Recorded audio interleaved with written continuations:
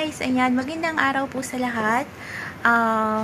Muli ko pong pinapaalala sa lahat ng aking mga kababaeng taga Quezon at sa mga mahal kong kaibigan na open pa rin po ang ating 100 pesos Quezonians Challenge.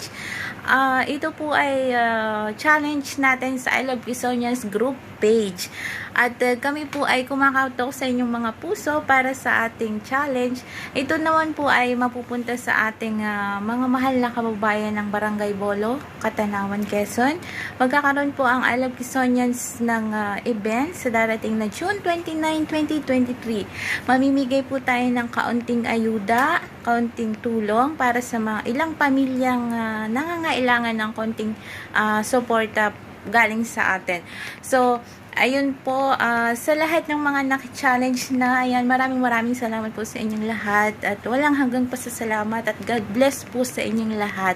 At sa mga nais pa pong mag-share, ayan, sa mga nais pa pong maki-challenge sa amin, open pa rin po ang aming I Love Quezonians 100 pesos challenge hanggang June 15, 2023. Ayan, maaari lang po kayong mag-comment.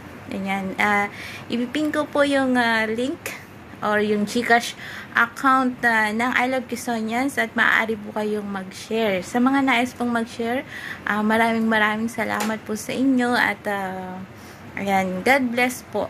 Salamat sa inyong pagtangkilik sa I Love Quezonians group page.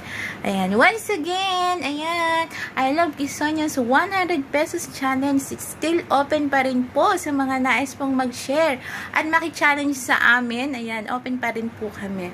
Ayan, at sa ilang details at yung iba, may mga iba kasi na gustong malaman yung full details or may mga tanong po kayo, pwede po kayong mag-comment at sasagutin po namin lahat yan. Ayan, thank you so much. Ayan, God bless to all.